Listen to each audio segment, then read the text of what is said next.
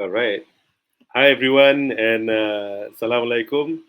Welcome to another episode, another session of HASAN.VC Meets. And today we are meeting Brother Rahan Ahmed, all the way from down under in Australia. Welcome, Brother Rehan. How are you? Jazakallah khair. Wa alaikum salam wa rahmatullah. Honored to be here. And it's great to have you here as well. I was quite frequently traveling to Australia a few years before the pandemic, but I've not been there since. So now I have a good reason to go there since you're Bismillah. there. Ahlan wa sahlan. We would love to host you, inshallah. Yeah, it will be my pleasure. And yeah, but before we jump in to meet Brother Rehan and understand more about him and his journey as the founder of Halal Stocks, HalalStockCo, let me just take a few minutes to talk about HASAN.VC itself and why we are doing these sessions, these HASAN.VC Meet sessions. So for those who are not yet acquainted with us, go check it out, HASAN.VC. We HASAN.VC comprises three parts. We have our angel investment community, and that was the I guess the origin of HASAN.VC. We started as an angel network, and the word Hasan, in case you're not aware, is an acronym or a short name for Halal Super Angels, right? So that's where the HASAN came from. But Hasan itself means good, means something that is inherently good, right?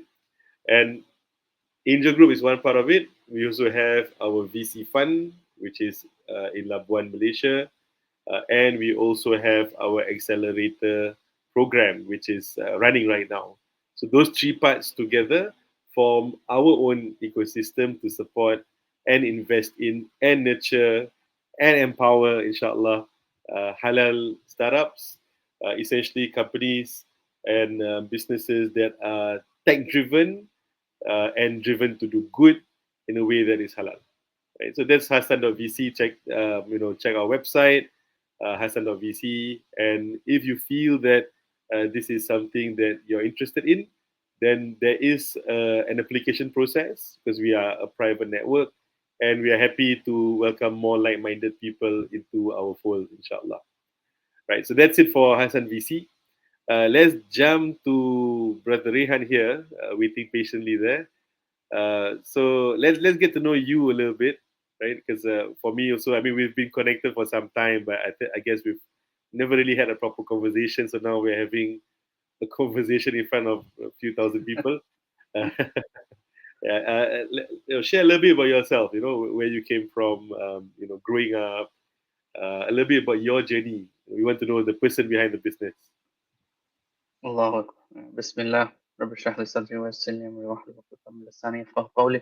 Alhamdulillah. It's been a very alhamdulillah. It's very interesting journey so far. Obviously, in life, growing up, I my father used to work in the Middle East in Saudi Arabia, so we kind of grew up there as young children. Did a little bit of schooling, and then like many people who work in the Middle East, they migrate to usually a Western country for for citizenship and a place where their kids can go to university and things like that. So we moved to Sydney, and I was about 6, 7 years old. And from then on, all of my schooling and my education was here in Australia. And so, originally Pakistani, but born in Dubai, grew up a little bit in Saudi Arabia and Australia. So it's quite a complex journey. People try and put me in a particular box, but I usually don't fit. But alhamdulillah, so that was growing up. I mean, early on, from a very very early age, I was into tech. So I was into. I would have started coding in basically when I was 8 or 9 years old, tinkering with my dad's computer and breaking things and stuff like that. So I So, very early on tech. let me let me interrupt. 8 or 9, you started coding and playing around with tech. Mashallah. Alhamdulillah. How did it happen? Was your dad a tech guy or? he had a computer at home, and at that point in time, my dad was still kind of working overseas, and so I had a. It was like this toy that was sitting there, and I guess I was curious about it, and I just, it was a Texas Instruments 99, one of those things, a bit like a Commodore 64. You plug it into a TV, right? And you code it that way. But because there was no way for me to run software on that, I only had a few cartridges. Um, I came across some books in BASIC which would let you, like, they would have all the code for writing a game, right? And so I Yeah. would, the big fat textbook, and I found these books at these like secondhand markets, funny enough, and I'd just bring them home, and I'd be like, oh, it's got games in it, and so I just sit there and code up hours on end the game so I could play it. That was my motivation when I was 8, 9 years old. So that was my first introduction to coding, and that was just purely for entertainment purposes. I didn't know where it would go. But it planted a seed in me where I would then, throughout like high school, all the subjects I chose and everything were software design and computer based subjects. Ended up doing computer engineering at university, and so I was always kind of a systematic algorithmic thinker. I guess those seeds were planted when I was very, very young, and that will kind of lend itself to how I approach the markets as well, which I didn't really make that link until you just asked me now. So thank you for opening up that angle for me. So that's been what it is. I started my career in tech, worked for IBM straight out of university. Actually, before I graduated, I started at IBM as an intern, and basically into a tech support and then a tech consulting career. So really trying to help businesses get the best ROI out of their technology investments, right? So Yeah. in kind of a sales engineer thing. So that was the start of my career, and I continued it. That's why you'll see in my profile a lot of things about cloud infrastructure, about cybersecurity, these things, because they Yeah. come part and parcel as part of that tech consulting career. And I'm sure you'll ask me how I got to halal stocks, but Yeah. maybe I'll let Yeah. you ask that question. Investment and Islamic finance. Yeah, because I know many tech people. Of course, you can stereotype, but the stereotype of tech people is they are not really into finance, right? Mm. Yeah, so it's great to see that from a young age you were very much into tech all the way until it became your early career, and then you moved on to more Islamic focused initiatives. I see quite a number here. So yeah, please share. Yeah, alhamdulillah. So I think I guess it was more than 10 years into my tech career. You kind of have these prompts from Allah subhanahu wa ta'ala to kind of wake you up a little bit and saying, okay, well, you're working for these big corporations, alhamdulillah, you're making some money. But what are you doing really for the ummah, right? And that was something that started really hitting me hard, I would say around 2015, a little bit earlier than that. And I was looking for somewhere to apply my skills, my knowledge, whatever faculties Allah subhanahu wa ta'ala has given me, for the benefit of the ummah. So a friend of mine who was a colleague at IBM had left recently and became the head, the CEO of an NGO, Muslim NGO, and they were doing some great work, international humanitarian aid and things like that. And I thought that's 100% what I want to do, right? And so, alhamdulillah, the opportunity came. He tapped me on the shoulder and he said, "Look, we're standing up a new NGO here in Australia for local aid, and I need someone to stand up all the tech stack and processes, right? For that, are you interested?" I said yes, and I, pretty much quit my corporate job and I jumped all in. That was in 2016, and this is a Muslim NGO. They handle zakat, sadaqah, waqf, like all sorts of Islamic donations, right? So from that perspective, and so I was setting up systems that would process these, and I needed to codify the fiqh so that the right money goes in the right buckets, which goes into the right projects, right, that we fund. And so that was, and this friend of mine was also a qualified sheikh and mufti.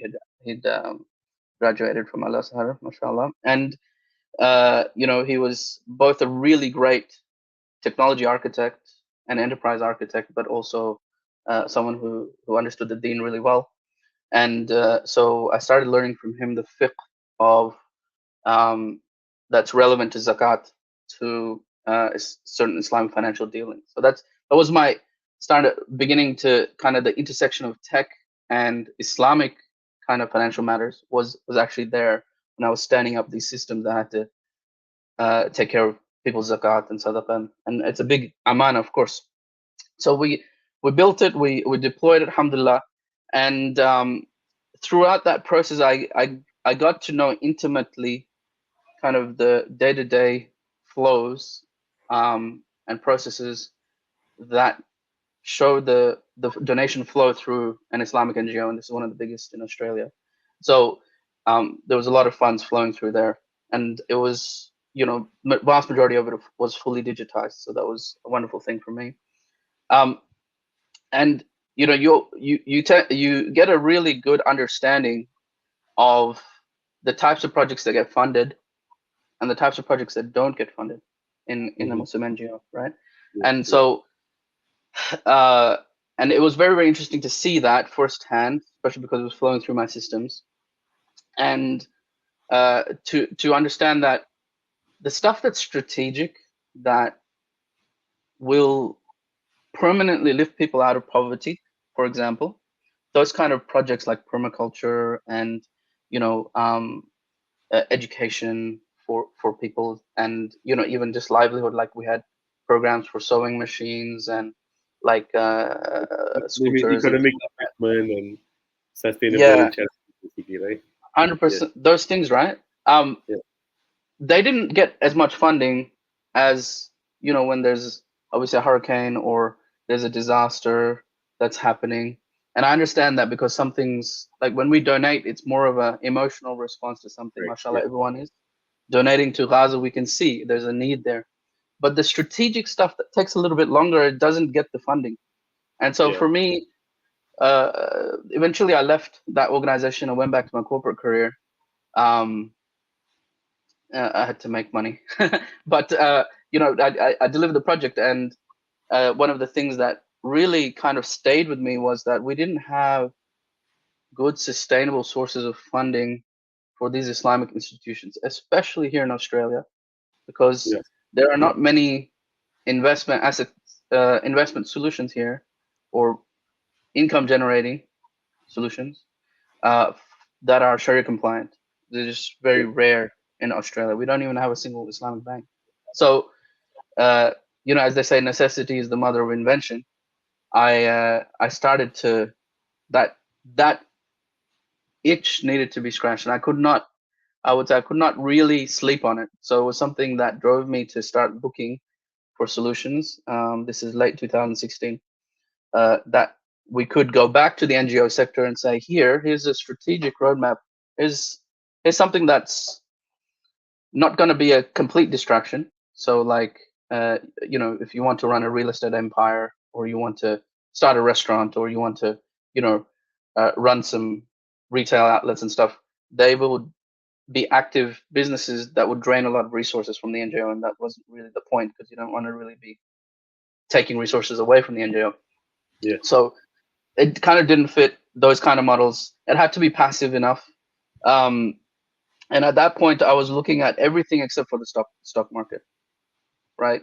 I was looking at venture capital. I was looking at real estate. I was looking at Amazon FBA. I was looking at forex, all sorts of different solutions.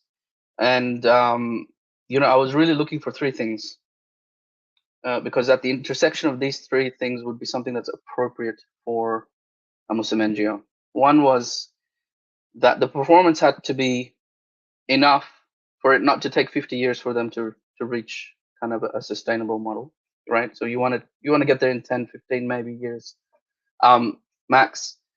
And then two, liquidity was really important, because as a Muslim NGO that responds to disasters, they spend first and then raise later, right? So when the disaster strikes, they have to spend, and then they recover that from people's donations over the days and weeks that come afterwards.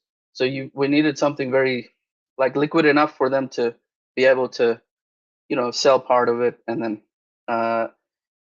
recover, And so liquidity was two, so performance one, and the third was obviously Sharia compliance. So we weren't going to compromise on that. So at the intersection of those three things, it started to become clear was the possibility that the stock market, and by that time, IOP standards were pretty rock solid and had been around for a while, and so that became kind of I was forced into looking at it, so to speak, right? And I said, okay, let me have a look at this asset class and give it some due, because as Muslims, the stock market has a bit of a bad rep, right? Like people think it's not really halal. Is that gambling? Is it?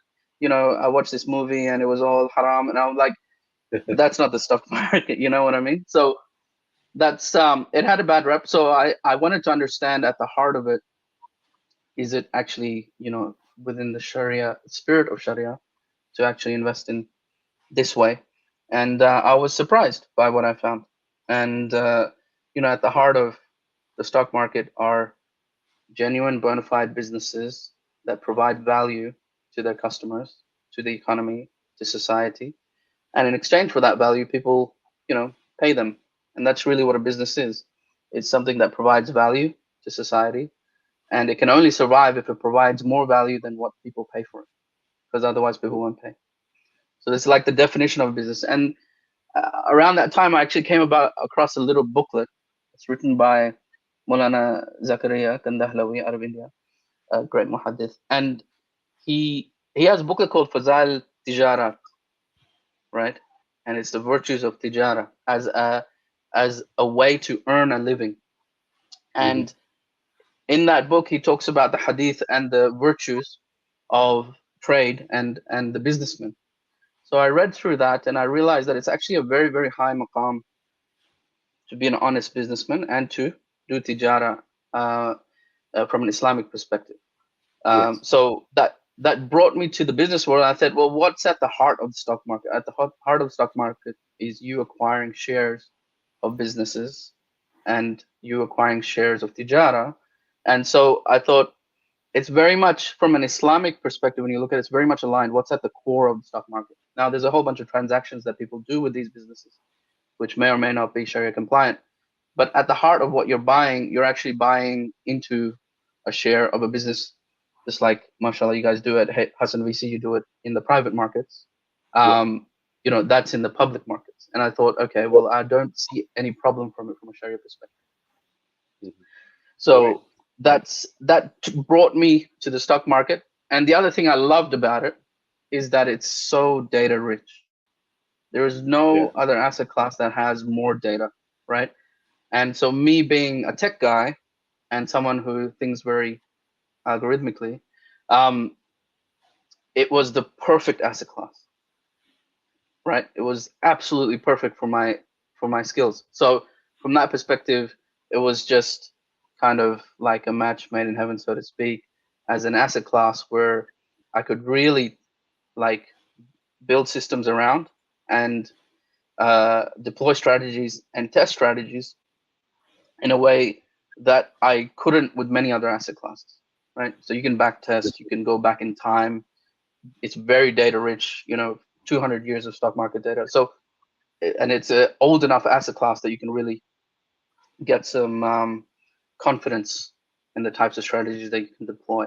And there's so much research that's being done even every single day, PhDs and so on the stock market. So again, data rich, a lot of research, clear Sharia guidelines, right? And so it kind of ticked all those boxes, and the potential to earn high returns from the stock market is there. It's not impossible. It's not you're not condemned to slow returns in the stock market if you know how to wield the asset class. So that was really it. And from about 2017, I went all in starting to educate myself on what strategies work, what kind of research has shown what kind of returns can be achieved, and the rest is kind of my own learning journey. Teaching myself economics, accounting, business valuation, all of these things, but teaching myself that because I had an objective and a very practical application for me to apply to those things, as opposed to when you go to university, it's like, well, I'm learning something theoretical. I don't really know what I'll apply to because I don't know what my job will be, Yeah. you know. But So, in so this brother, case, I knew exactly what I wanted to get out of it. I think that is the part that strikes me, right? The intent or the niya, the original intent. Right? Of course, as you move forward with the business, you serve different kinds of customers and so on. But the initial trigger for you is to find a way for NGOs to make income, right? That's what I understood. And 100%, yeah.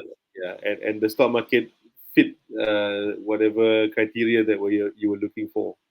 Yeah, so that's great. I think as Muslims, right, the intention is the most important thing. Right? You can be doing a lot of good things, but with the wrong intention, you don't get the reward, you don't get the benefit, and the barakah, the blessings will be different. So I think there's something very very critical to pinpoint, right? Your starting point. Now, as so from there, you found this product and you decided to do something about it, and you built your system, which has been running for some time. Um, in the end, is it really serving the NGOs or a wider market? Yeah, Do the NGOs actually great come forward? question. So, alhamdulillah, we've got a couple of NGOs using our system, so that's a big blessing. But as I was going through, so I did, I think you know Peter Gould. I did his Heart of Design course in 2020, and alhamdulillah, since then he's been like a mentor. And I said I want to start with charities because that's what this is for. That's what was the original intention. And he said, why don't you open it up to everyone? Because a lot of people would be looking for this kind of solution. And I thought about it and I said, okay, I'll do that. And it'll be important because that's where the second part of our mission is, right? Which is to help Muslims escape the rat race, right? To help them reach financial freedom is the second part of that mission. Because again, uh, you know, the lives of the Sahaba and our lives are very different, and we weren't really. I firmly believe we weren't created to do the 9 to 5 or the 40-hour work week, especially not for some big corporate. If you're doing it for Islamic University or madrasa, or you're doing it for the ummah, for an NGO, beautiful, do 60 hours a week, do 100 hours a week, right? But most people are not in that Yeah. privileged position. Yeah, So and in Australia maybe it's 9 to 5, but in Singapore it's 9 to 9. Allah Akbar. Yeah, it's a So they have it very really strong work ethic. yeah, I mean, for Muslims, I mean, of course, I'm not here to bash people who are working hard, right? I mean, that's your self-confidence, inshallah, it's halal. But as Muslims in our lives, if we are stuck spending almost all our time just chasing or maintaining a job so that we can sustain, it's quite sad in that sense, right? And unfortunately, majority of us are in that. So yeah, this is another very very powerful intention to help Muslims be financially free or yeah escape the Yeah, rat race as you put it. exactly. And I mean, it can take time, but the idea is you have to give people at least a roadmap, right? You got to say, okay, Yeah. Yeah. maybe in 15 years you'll be free of this, right? But for most of us, there's no end to that hamster wheel other than hopefully there's some retirement fund when we're 67 or whatever, and we get access to that. Yeah. And maybe it'll be enough. Maybe it won't be because of inflation. So all of these factors come in. How do we then liberate the Muslim Ummah from that Yeah. hamster wheel, but also liberate the NGOs from being completely dependent on donations, right? Because they could do so many more strategic things if they had full discretion over some of their funds, as opposed to, most of the time you're just honoring the intention of the donor. But if you could use part of your funding and your income to fund strategic projects that maybe don't get funded because it's hard, people don't have the prerequisite knowledge to appreciate funding something like that, you could do so much more in preventing poverty or lifting people permanently out of poverty and these things. So both of those things are very close to my heart, and we're definitely still working on getting there on that mission. But that was the objective, right? And then how did we come across it? I mean, I think in around late 2019 was really where we had kind of the aha moment. It was like doing research and figuring out what works in the market, what doesn't. You go through all this literature, right? My friends did economics. I said, "Do you still have your textbooks?" And they're like, "Yeah." I was gonna throw them away. I'm like, "No, I need those textbooks." So I took their textbooks and I started reading. But for me, it was very, very clear purpose. I needed the information that was relevant to investing, right? And so I went through accounting textbooks, economics, macroeconomics, um, econometrics, and certain things, so I could get the prerequisite knowledge to be able to start testing theories. Because a lot of these things that you read in books by great investors, like you read Ben Graham, or you read Joel Greenblatt, or you read Warren Buffett, of course, and the like, they'll give you a lot of experience and information, but if you don't code it and test it in the market, you won't actually know whether it still works or that was a different era. Yeah. So I started, as I was going through a whole stack of investment books, I started quantifying and then coding those strategies to see, are they just selling me a thesis, or did this actually work? And so, sorry, I can't hear you. Yeah. So you actually back tested whatever different concepts and theories that you found to see which ones performed better.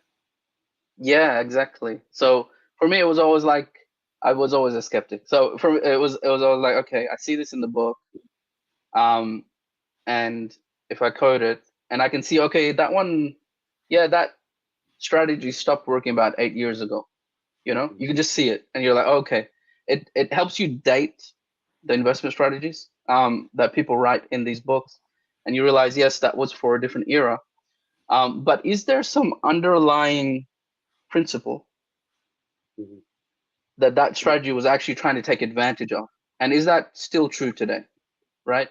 And so for me, it was like trying to extract the usul, right, from these books, right, the principles. So that I could then say, well, maybe the principle is still true, but the manifestation was for another time, right? And Yeah. so it's a bit like you read enough poetry, and if you do that, you can start writing your own poetry eventually, right? But first, you study Shakespeare, right? You study Maulana Rumi, you study these great poets. Once you spend enough time with them, you'll start being able to extract the principles and Understand. then manifest those in the market. So that's what I eventually got to doing, is really filtering out what still works and what were those base underlying principles that still drive the markets. All right. So I want to ask you a few questions on that, and then we gotta jump to the many questions that have come in. Uh, Yes, but we might there be are short on two. time. Yeah. So for this podcast, we have two objectives, right? In general, of course, is to spread good knowledge and experiences and inspire others, right? And on one part is for the entrepreneurs, right? Budding entrepreneurs, existing, ongoing entrepreneurs, who want to learn from the journeys of others. And then there are also investors, because we are an angel group, we are an investment group. Our community are mostly investors. So they also want to understand how your business works, how you work, so that it can help us become better investors or understand the space better, right? So so far, what you've shared is you're a technical person with technical background for a long time. You went into this because of the mission that you mentioned earlier, right? The objective to help NGOs and so on.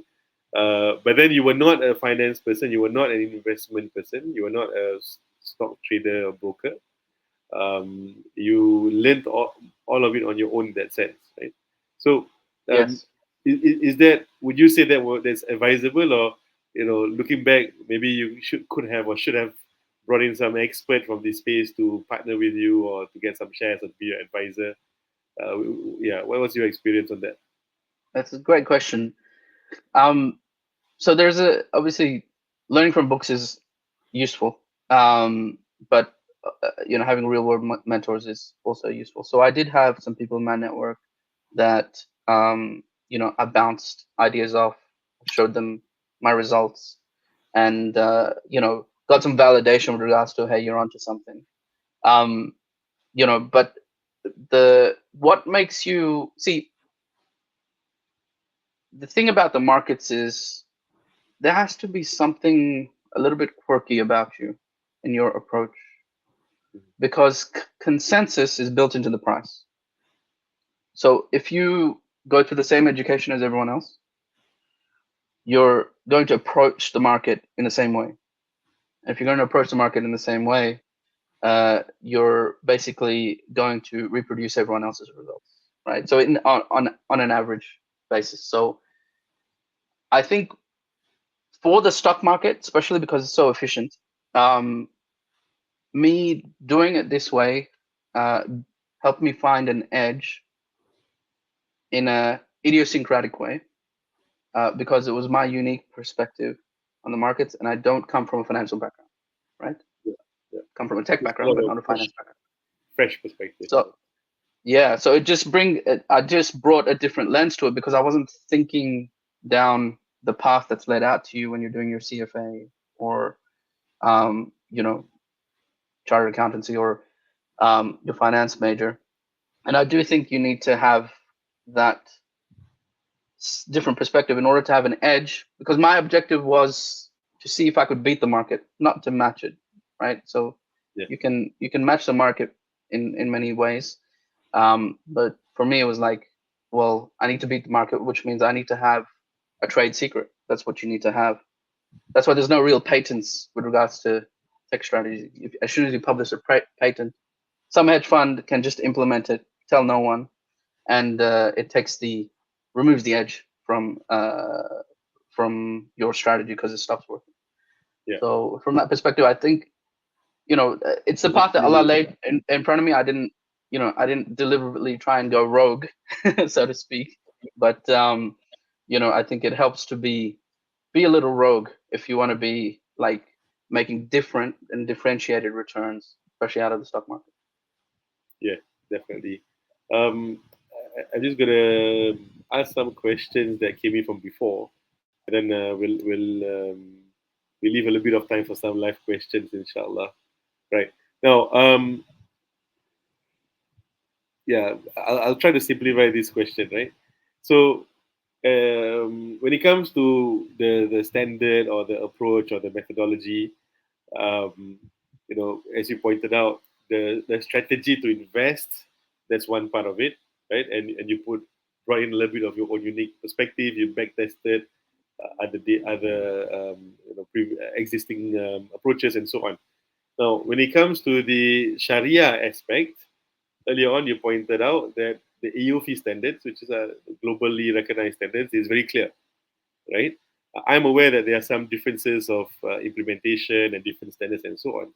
But this question goes beyond that. Uh, it's talking about, because you're investing in a company that typically is in another country, or you don't know anything about the people in the company, right? It's an institution you're investing in, a big institution, right? And today there's a lot of sensitivity around institutions. that are being boycotted, and so on. Right. So the question here is a combination of, or maybe if I can simplify it, how do you know you're investing in companies that are actually doing good things, right? We know they're Sharia compliant. Let's not question the Sharia compliance part because the experts have said it's Sharia compliant. Although there's a whole group of people who would debate that. Let's not talk about that, right? Let's assume, inshallah, scholars say Sharia compliant, we take it as that. But how do we know that we're investing in companies that are good? Right? What ideas do you have for us to go deeper, or to get the for example, let's just talk about ESG. Are they harming the environment? They may be halal, but are they harming the environment, right? Or they may be halal and not harming the environment, but are they supporting genocide? You know. So how do you contend with all these different things that are there in people's minds, and in today's world is so complex? It's a great question, and very, very pertinent and timely. So we do, on top of the Sharia lens, we have stricter Sharia parameters. So if you go on the HalalStockCo website, look at Sharia principles. Mufti Faraz and I, if you know Mufti Faraz Adam from the UK, of Amana Advisors, he's part of our Sharia board. We sat together and created what I would say a stricter set of parameters than what the Sharia guidelines provide. So you'll see, like, instead of 30%, we go down to 20%, for example, on some of those ratios. We will exclude companies that have any non-compliant line of business. So if there's even one line of business and it's 1% income, if it's a non-Sharia compliant business, it's excluded, right? So there's a bit more strictness even on the Sharia criteria, I'm saying. That's one. Two, we do screen on ESG. So we use data from Morningstar Sustainalytics to do an ESG screen for ESG risk, right? I do like the Sustainalytics model because at the end of the day, it's still dealing with investment risk, but through an ESG lens. So a high ESG risk score from that perspective also means there's a higher chance that an ESG event will have a negative impact on the financials of the company, which is important for an investor. So I like that lens from an investing lens. Just removing ESG risk from companies is a good thing to do. So there's a screen that we do on that after the Sharia compliance screen. After that, we do a BDS screen, and it's quite an involved process, but there's multiple databases where we look at, okay, has this company ever publicly made a statement that supports Israel? Obviously, is it headquartered in Israel? Very easy to find out. Does it have any main lines of business that are in Israel? And this is all to do with obviously supporting genocide and being trying to avoid that. So there's those things there. Then there's United Nations have published some research that they've done into companies that are involved in the settlements themselves, in funding the settlements, in supplying to the settlements, and so on in the occupied territories. And so there's also a database of those companies that we screen against. And then we look at the general boycott list. So that's why in our portfolios, they're very transparent, because anyone who's a subscriber will see the full portfolio, every single company. Well, alhamdulillah, you've to a large extent already covered this basis, right? Alhamdulillah. Yeah, we had to. It was non-negotiable for me. Yeah. Right. Alhamdulillah. But that's great to know, mashallah. Brother, another question, more so on your journey, right? It's tough. We all know it's tough being a founder, right? I've been doing business since I was 18 until today, 20 plus years. Lots of ups and downs, lots of white hairs and beards now. But yeah, how did you sustain in this period? Are you self-funded, bootstrapped, or do you raise funds? And if there's a budding entrepreneur about to start, what would be your advice to that person in terms of funding or sustenance? Yeah, sure. So, I mean, me and my co-founders, we maintained our 9-to-5 jobs, but we were so far into our careers that those are things that you can do without too much mental load. So you're 15 years into a corporate career, you can kind of do the you can do the job with your eyes closed, so to speak. So we could funnel mental energy first. First, the most important thing is how much mental energy you can funnel into a startup. It's going to take a lot of sleepless nights and so on. So that's one. If you can get to a stage where if you can maintain a day job and run your startup, probably best to run those in parallel for a little while. And that's how we bootstrap. So we've been bootstrapping. Alhamdulillah, we've reached a point where the business is self-sustaining for the most part, so we don't have to keep putting money in from our pockets. But yeah, to bridge that gap, either if you can bootstrap, ideally. Sorry to interrupt. So you and your co-founder bootstrapped while working, and Alhamdulillah, today still working, and you've reached sustainability. Is that correct? Yes, Alhamdulillah. So it is possible. Excuse me. It's yeah, absolutely possible. Alhamdulillah, you have to tweak your business model. You have to control your costs. All of that, right? I guess So also because your business is very software driven, right? That's not 100%. We automate as much as we can, right? And I love doing that because that's kind of what I do for work. So we automate as much as possible. That reduces costs, of course, and the rest is trying to make sure that we can educate the right people and level people up. So I do like the work that you do. I love the work that IFG does, and a lot of other fintech startups in the ecosystem where we're trying to educate, and mashallah through this platform as well, because that's financial literacy is very, very important. And so that's a key component that I think is our next stage of the journey, is really lifting up the prerequisite level of knowledge of the ummah, so then they can appreciate the solutions that people are building. So that's kind of important as well. Yeah, definitely. Yeah. If I could add one more thing to those entrepreneurs, find your USP, like your unique selling proposition. Like before you go all out on your business or so on, make sure that you found something that you say this is a moat. That's something that you can uniquely bring to the market that no one else is really serving, right? And for me, that was very clear early on, where I was like, no one else has this model that's available in the Muslim market today, and I do think there's a durability in that trade secret. So that was part of keeping me on track and motivated, saying, look, this is an amana because not many other people have this, or no one else has this. Therefore, I have to persist, and that will get you through some of the difficult times and the times when maybe everyone else is questioning you, but you have something to offer. So bring it to the world, and inshallah we'll help you with that, carrying that amana. Yeah, excellent advice. Right? You must know what value you bring to the table, and how to protect that value. And to your earlier point, if anybody were to ask me, the same question, I'll say, if you can start it off without quitting your job or sacrificing your stability, then do it, right? But if it requires for you to quit your job and jump in, then I mean, there's a different situation, right? That's why we have HASAN.VC, to fund those projects, because there are those that need a person like really dedicated and full time from the beginning. And if you have angels and good people who can see that dream and vision and then make it happen, then that's also their barakah and their akhirah, their rizq as well. That the matching of ideas and capital together, and inshallah great things come out of it, for us and for the ummah. I mean, inshallah. Brother, we are out of time, but let's maybe take one more question. Then Sure.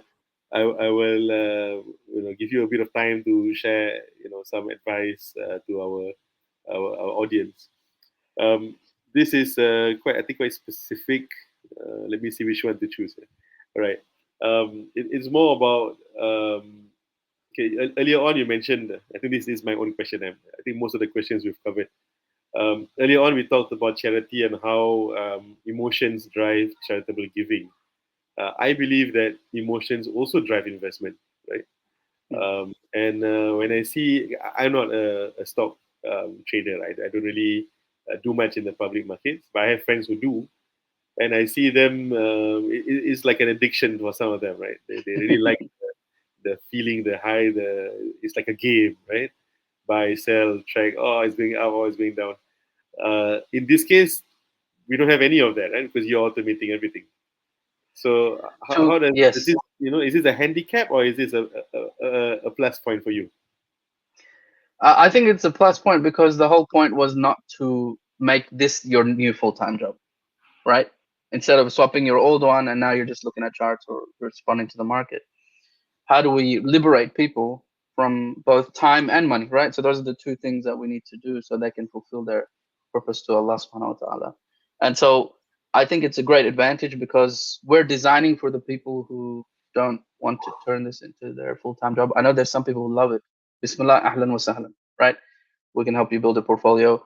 But the idea was to make it as hands-free as possible so that people can fulfill that higher calling that they have and not make just markets their new job. That's from I guess the benefit to the customer perspective. The other advantage that we have from an investment returns perspective is that um, trading too often and definitely getting your emotions involved usually result in really poor returns.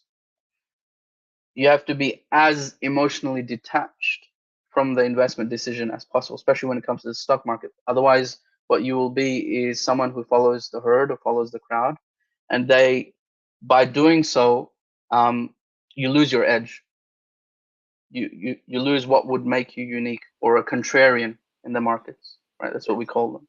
And so I think, especially day trading and things like that, I wouldn't recommend it because the probability of return of making money from day trading is kind of like a coin flip. Your probability reduces. The longer your time horizon, especially in the US and Western markets, the higher your probability of making money. And so the less you do short-term trading, there's fees and all the rest of it that will eat away your returns and taxes as well. But the longer time horizon, more sabr you can have, and the more detached you can be from the markets, the better your chance of success. Yeah, indeed. But on the last few, I want to focus a little bit more on angel investors, right? Because you're a startup founder. Did you raise VC funds or angel funds in your journey? No, we haven't. All right. Not yet. All right. So maybe in the near future, Maybe in the potentially. future, inshallah. Yeah. So to you, what would make your business or any business investable? Right? If you put on the hat of an investor, Sure. uh, with the understanding of being a founder, what you've gone through, yeah, what would you advise an angel investor? Should they go for things that they like, they're passionate about? Should they look at the people, the individual? Should they look at the technology? Yeah. Yeah. So here I'm gonna break from the traditional VC kind of what they recommend, right? So obviously it's all about the founding team typically, especially early stage ventures. It's all about the team, right, and the founder and so on. I'm going to break from that a little bit because as like Muslim investors and halal investors, um, I think you can build teams and you can add value as an investor to the projects where I guess your network can benefit or maybe your own skill set, your own talents can. And from that perspective, you know, angel investors should be, they're not like VC LPs.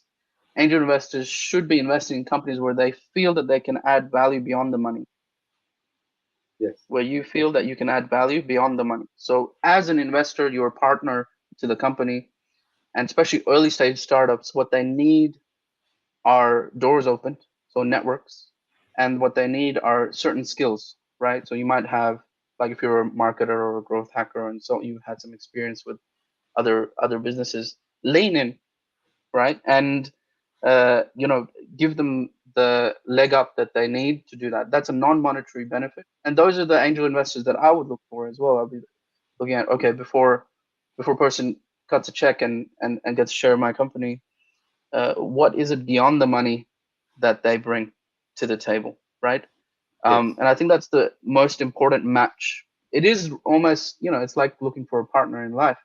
Um, are you a good match for this company beyond the dollars that you put in? And I'm not saying money isn't important. It's the fuel, it's the lifeblood of a young company. But Yes. beyond the money, what is it that you can bring? And if you can bring something, then consider writing the check. That's one. Two, is there a USP? So there has to be, when you fund something, is there a need out there, especially as Muslims? What is the need in the ummah that this product is solving that maybe no one else can do, or um, maybe no one will do unless I fund this startup? And that's more like a mission-driven investing or impact investing, which is what I think angels should be focused on. Is that what is missing in the world that this person is solving? It's not a me too. It's not. It's a genuine need of the ummah that is unfulfilled. And if I fund this startup, this company, I will personally be part of filling that need, right? Which is a great aspiration to have. So I wouldn't just think of it like a financial asset, but I would say be impact investors. Ummah needs so many solutions, and leveling up, and find those founders that are building things that are genuinely different and filling a gap versus jumping on the bandwagon of a company that just got some funding out of Google or Sequoia or Andreessen Horowitz, and you're just kind of following a trend trying to make money. I think as Muslim angels, we really have to think about the needs of the ummah first and foremost. So I think maybe you're Yeah. on mute. Yeah. I can read that today. Yeah, so that's a very very powerful perspective, right? And something that we spread a lot also. We know as Muslims, our money is not really our money. It's a form of trust, right? So what you do with your money, of course, it has to be basic at a basic level halal. But if you can have a huge, persistent impact, right? Impact that endures, then definitely that's something that we should allocate at least some of our money towards, right? And last point before we go, that's what HASAN.VC stands for as well. So thank you for highlighting that point. We are here to help uplift the ummah, and in doing so, uplift the humanity, right? Uplift humanity itself. Because we believe and we know that the best solutions are already there in Islam, the best solutions for humanity. The challenge is Muslims have, I would say, dropped the ball. We are not strong enough. We are not entrepreneurial enough. We don't invest in ourselves enough. But Alhamdulillah, it's better late than never, right? And today we can see individuals like yourself, more and more, brilliant founders coming up with all sorts of solutions, and increasingly more money flowing in that direction as well. So inshallah, together we can build a community that can change things for good. Thank you, Brother Rehan. We are out of time, a little bit beyond time. But yeah, there's so much to talk about that it's difficult to Yes. squeeze in 45 minutes. But alhamdulillah, I believe we've all learned a lot from you today. It's been enriching and valuable for all of us. So thank you so much, and may Allah subhanahu wa ta'ala bless your business and continue to put you on the track to success, inshallah, in this world and the next. Ameen wa yakum. May Allah accept all the khair that you're doing behind the scenes. You're running so many things, so Ameen. you're definitely an inspirational role model for me. And it was beautiful to have this conversation to kind of share. I think we're all aligned, like-hearted, as Peter says, Yeah. in this journey. Alhamdulillah. So Jazakallah khair for having me, and I'm looking forward to all the other wonderful guests that you bring on to inspire me as well, because we all need each other, Yeah. to keep going on this journey. So Alhamdulillah, Jazakallah khair. Allah The believers, all of us, the believers, are bricks of a wall. Right? We reinforce and strengthen each other. So, inshallah. So that's all for today. Thank you so much, everyone, for tuning in and for listening in. More sessions, more episodes coming up in the next few weeks. So stay tuned and take care. Assalamu alaikum wa rahmatullahi wa barakatuh. وعليكم السلام. جزاك الله خير.